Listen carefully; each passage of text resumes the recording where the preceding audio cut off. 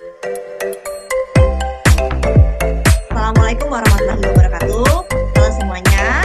Baiklah, kali ini kembali lagi kepada podcast ASN Masa Kini. Nah, hari ini kita akan membahas nilai-nilai dasar PNS, tapi sebelum itu kita akan kenalan terlebih dahulu. Perkenalkan, saya Zulfa Ernisa, saya dari Dinas Kesehatan Kabupaten Muara Enim, dan di sini ada rekan saya yaitu Selvia. Silakan Selvi kenalan. Halo semuanya, perkenalkan saya Selvia Rahmawati Ponto dari RSUD Rabain. Kita hari Oke. ini mau bahas apa, Kak? Nah, hari ini kita akan bahas yang lagi hot-hotnya yaitu nilai-nilai dasar PNS yang berakhlak itu loh, tapi kita bakal bahas yang dua aja, yaitu harmonis dan juga kolaboratif. Nah, kita hari ini ada dua narasumber kita nih. Siapa aja Kak narasumber kita? Yo, Kak Putri sama Kak Eti, boleh langsung perkenalan? Oh, boleh. Halo semuanya. Perkenalkan, nama Halo. saya Etika Sari. Bisa dipanggil Eti. Saya dari UPTD Puskesmas Tebar Agung. Oke, Kak Eti. Mungkin lanjut ya ke Kak Putri. Silakan Kak kenalan. Oke, baik Zulfa, terima kasih. Perkenalkan, nama saya Ita Kunia Putri. Saya dari Dinas Perkebunan Kabupaten Muara Enim. Oke, nah itu dia tadi narasumber kita ya. Hari ini yang bakal kita tanya-tanya nih tentang nilai-nilai ASN yaitu harmonis dan juga kolaboratif. Mungkin tanpa basa-basi ya, boleh ya kita mulai ya Kak Selvia. Ya, Baik, lanjut. Oke, kita mulai dulu nanya nih. Aku pengen nanya ke Kak Eti deh. Ke Kak Eti aku mau nanya, kalau selama jadi ASN tuh Kak, pernah nggak sih kakak ngerasain momen yang kerja bareng gitu ya, tapi sama teman-teman yang lintas bidang gitu. Misalnya kakak kerja sama teman yang di Poli KIA mungkin sama bidan gitu kan. Nah, kira-kira ada nggak sih pengalaman yang awalnya ribet gitu ya ngobrol sama orang-orang itu, terus nanti ujungnya kakak bisa harmonis tuh sama mereka. Boleh dong kak diceritain pengalamannya? Baik, untuk kegiatan lintas bidang ya. Mungkin selama 6 bulan di tempat yang baru, untuk kegiatan-kegiatan sih belum terlalu banyak ya. Cuman kemarin di bulan September sampai Oktober itu ada kegiatan pemeriksaan kesehatan gratis. Nah, kita itu ke sekolah-sekolah yang di wilayahnya Puskesmas Tebar Agung. Dalam PKG itu ada 3 tim. Nah, dari setiap timnya itu bukan cuma perawat, tapi ada dokter, ada yang dari farmasinya juga, dan juga ada analis. Kita itu ke sekolah-sekolah sekitar 7 sekolah lah. Kalau untuk kesulitan-kesulitan mungkin jarak tempuh ya, sama karena desa-desa di sana kan lumayan jauh, ada yang sampai 1 jam, ada terus jalannya juga yang ya belum bagus, jadi kesulitannya tuh di situ. Sedangkan kita untuk farmasinya kan harus bawa obat-obat ya, terus farmasinya juga harus bawa alat cek kesehatan, kayak cek gula darah, kolesterol, yang umum-umum bisa dilakukan di tempat sekolah sih.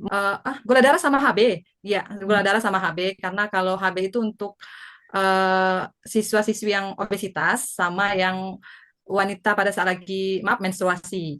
Nah, awal-awalnya sih kita ngerjain itu lumayan lumayan susah ya karena mungkin belum terbiasa, jadi lumayan susah dengan jarak dan bawaan-bawaan karena kita kesananya sih naik motor. Oh, karena aksesnya ya Iya, kak ya. jadi lumayan susah, tapi lama-lama dibawa santai aja dan dibawa happy aja ya. Jadi di antara yang lainnya kita jadi lebih dekat, lebih solid karena kan kita di sana saling membutuhkan dengan tujuan yang sama. Iya, benar. Oke, jadi tadi dari jawaban Kak Eti kita bisa tangkap ya, kalau misalnya kita kerja gitu, kita ikutin aja alurnya ya Kak ya, jadi kita ikutin aja arusnya gimana gitu ya. Lambat laun nanti kita bakal kenal, kita bakal dekat sama teman-teman rekan kerja lainnya gitu ya. Iya, Betul sekali. Oke, terima kasih Kak Eti atas jawabannya. Mungkin lanjut nanti ke sama-sama. Putri ya, kita bertanya lewat Kak Selvia. Ya. Selanjutnya aku mau tanya ke Kak Putri. Kak, biasanya kan kita tuh tahu kalau kolaborasi yang baik itu yang bisa memberi ruang buat semua pihak yang berkontribusi. Gimana sih kakak bisa memastikan kalau setiap anggota tim di kantor itu memiliki peran, jadi dia ikut andil gitu dalam kolaborasi ini? makasih Sylvia atas pertanyaannya. Karena kolaborasi itu bukan cuma soal kerjasama, tetapi juga soal rasa memiliki. Menurut kakak, ada beberapa praktis untuk memastikan setiap anggota merasa memiliki peran yang harus dilibatkan. Misalnya, mereka itu dari awal tahu apa yang harus mereka lakukan. Jadi mereka tahu perannya sejak awal. Jadi mereka tahu mengapa mereka ada di tim tersebut. Uh, Terus di dalam kolaborasi itu diberikan ruang untuk bersuara. Jadi tiap-tiap individu ada ruangnya untuk bersuara. Jadi mereka berani untuk menyampaikan apa ide yang ada di pikiran masing-masing.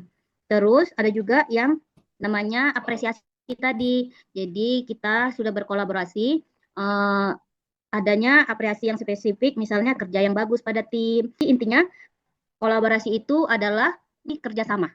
Jadi harus saling ada kejelasan, komunikasi, dan saling menghargai. Terima kasih, Sylvia.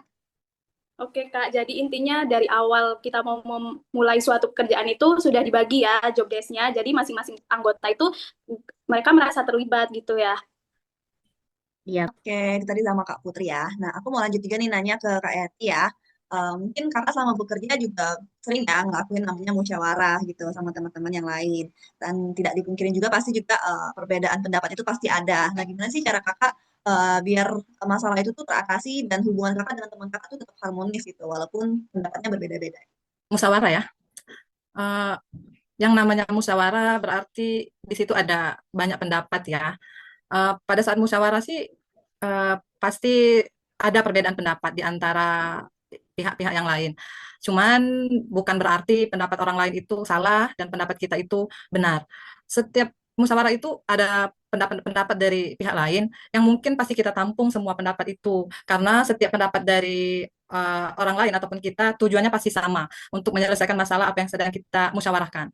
Jadi kita pasti menampung semua pendapat tersebut, kita pilih mana yang menurut kita mungkin lebih ke kompromi ya. Jadi diambil di mana pendapat yang tengah-tengah yang tujuannya tetap sama.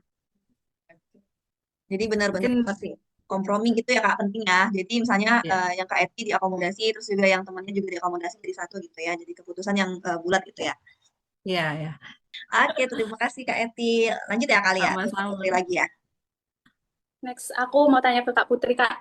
Biasanya keharmonisan itu kan diartikan dengan sikap saling menolong antar sesama. Boleh diceritain nggak momen di mana sikap saling menolong ini berhasil meningkatkan kualitas pelayanan di unit kerja Kakak? Jadi ini pertanyaan Sylvia kurang lebih nilai harmonis sehingga bisa menolong orang lain gitu ya. Jadi dari nilai harmonis ini kita kan berbicara tentang menolong orang lain. Kenapa menolong? Menolong itu kan dasarnya karena kita peduli. Sehingga mau menolong. Kalau kita tidak peduli, pasti tidak mau menolong. Jadi yang membuat harmonis yaitu peduli. Jadi peduli terhadap rekan-rekan untuk meningkatkan kualitas pelayanan publik. Contohnya ini, misalnya kita sedang menghadapi lonjakan beban pelayanan akibat keterbatasan jumlah petugas gitu. Jadi agar harmonis, sifat peduli tadi, kita peduli untuk menolong teman kita seperti membuat antrian baru, menolong menolong kerjanya. Sikap peduli ini kita menjadi lebih tertib gitu. Jadi dengan begitu pelayanan publiknya bisa lebih lancar. Kurang lebih seperti itu, Sylvia. Oke, Kak. Jadi nggak apa ya kalau misalnya kita membantu teman kita padahal itu di luar tupoksi kita. Menurut saya tidak apa-apa. Malah sebisa mungkin, kan tadi ASN, loyal gitu. Sebisa mungkin kita ketika melihat teman kita sudah kayak tadi keterbatasan dalam pelayanan publik, sudah antriannya sudah tidak tertampung, kita harus peduli dengan menolong gitu. Walaupun mungkin kita bukan di situ kerjaan kita gitu. Ya, oke Kak. Terima kasih. Sama-sama, Sylvia. Oke, itu tadi ya jawaban dari Kak Putri. Lanjut pertanyaan buat Kak Putri nih. Saat kita berkolaborasi tim itu kan banyak pihak yang berkontribusi. Nah, terkadang saat banyak yang berkontribusi itu pasti dong ada perbedaan pendapat. Ada nggak sih tips dari kakak biar kita tuh tetap bisa menjaga keharmonisan dalam berkolaborasi? Baik, Sylvia. Jadi menurut kakak, gimana ya kalau namanya kolaborasi itu kan banyak yang terlibat. Kalau sudah ada yang terlibat, berarti ada perbedaannya pendapat, ya kan? Jadi gimana? Kan pendapat banyak, jadi kita tidak mungkin semuanya dilaksanakan. Jadi intinya dalam kolaboratif itu kita harus apa nih tujuan awalnya, mau ngapain? Fokus pada tujuan itu. Terus pendapat-pendapat tadi didengarkan sampai tuntas. Setiap individu diberikan ruang untuk bersuara, tetapi tetap didengar sampai tuntas. Setelah sudah semua pendapat didengarkan, kita baru mencari titik temu. Bukan siapa yang harus gitu kan, bukan melihat orangnya, tapi tujuan dari kolaboratif tadi. Setelah itu tetap jaga sikap dan bahasa. Intinya agar kolaboratifnya harmonis, kita harus menjaga sikap saling menghormati, keterbukaan, dan menyikapi perbedaan tadi. Begitu, Sylvia.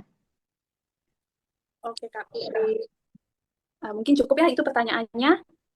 Dari Kak Zulfa gimana Kak? Oke, makasih Kak Putri jawabannya. Nah, jadi teman-teman tadi kita sudah mendengar ya, gimana sih pengalaman Kak Eti dan Kak Putri sebagai ASN itu berkomunikasi dan juga bekerja bersama teman-temannya secara kolaboratif. Jadi di sini dapat aku simpulin, kolaborasi dan keharmonisan itu adalah kunci ya untuk kita membangun kerjasama yang saling menghargai dan juga efektif dengan komunikasi yang baik dan sikap yang saling memahami. Perbedaan pendapat itu bukan jadi bukan jadi halangan untuk kita bekerja, tapi malah jadi kekuatan untuk mencapai tujuan bersama. Oke, itu saja kali ya podcast kita kali ini. Terima kasih atas waktunya bu narasumber kita, Kak Putri dan Kak Eti, dan juga rekan kerja saya, Kak Selvia. Terima Mungkin selesai ya. kasih semua. Kita pamit Terima undur kasih diri. semuanya. Assalamualaikum warahmatullahi wabarakatuh. Dadah. Waalaikumsalam Waalaikumsalam warahmatullahi warahmatullahi wabarakatuh. wabarakatuh.